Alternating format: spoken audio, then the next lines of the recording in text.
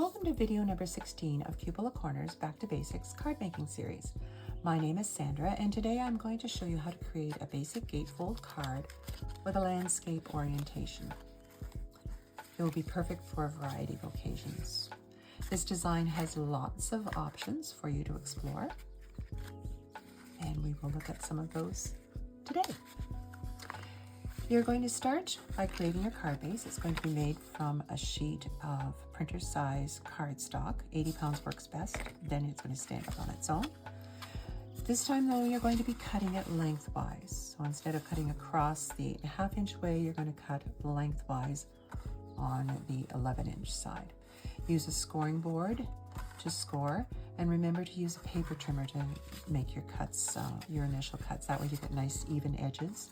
And do the same with your colored cardstocks and your pattern papers. Makes such a difference to your finished product. Use a scoreboard or the scoring tool from your paper trimmer to make your scores.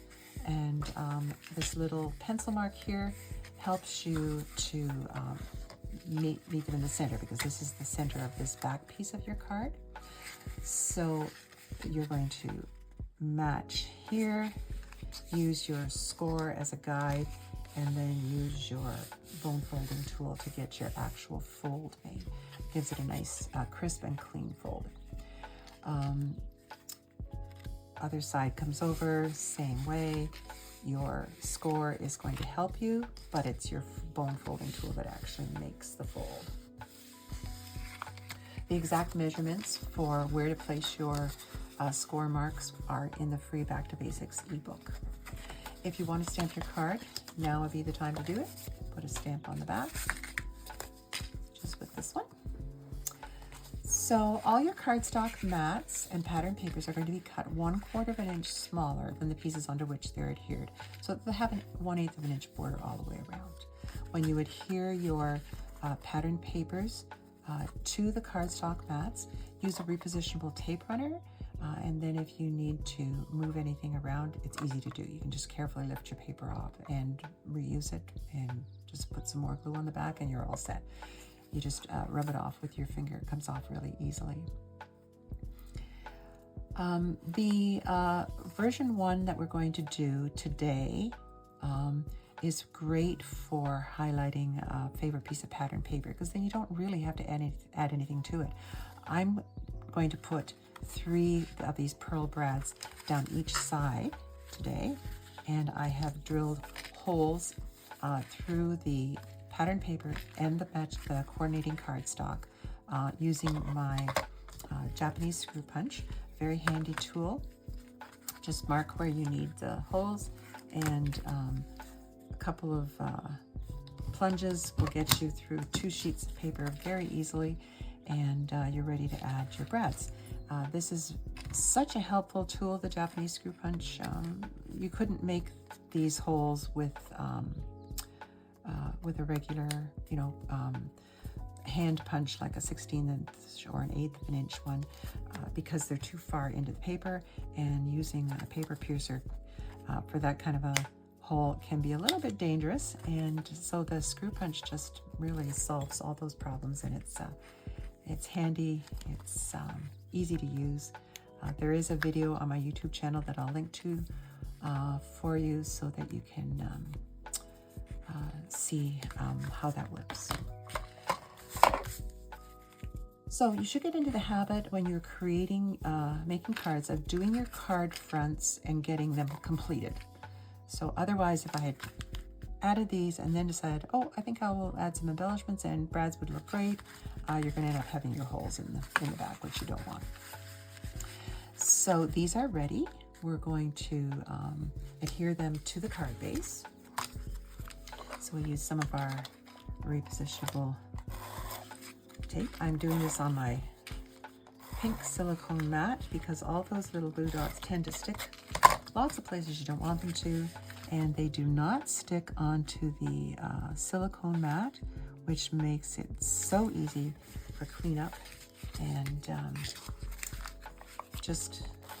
I love it. I wouldn't work without it. Very, very useful tool. I've actually got a video for that on my YouTube channel as well.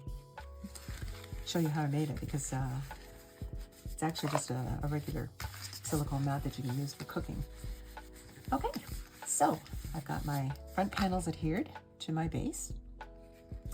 On the inside, I have a mat and a piece of white cardstock, which is the same cardstock that the base is made of, and this is to write my note.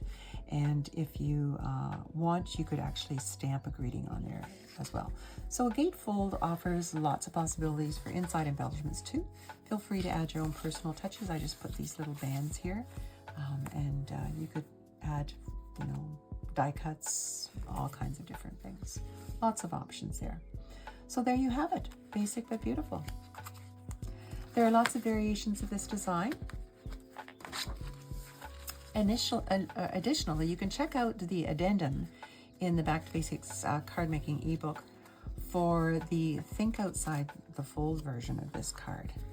There's another version of that in there, in addition to what you would find in the ebook, and that's the addendum at the end of the ebook. This one, I've got mulberry flower one, another one, some sunflowers, that's just a sunflower sticker on there, and got some pearl brads and some butterflies inside and outside with the butterflies. So all the cutting instructions and measurements for this card design can be found in the Back to Basics Card Making Series ebook. If you check the description for this video to learn how to download this free resource, everything that you need to know to take you from a beginner to an expert card maker.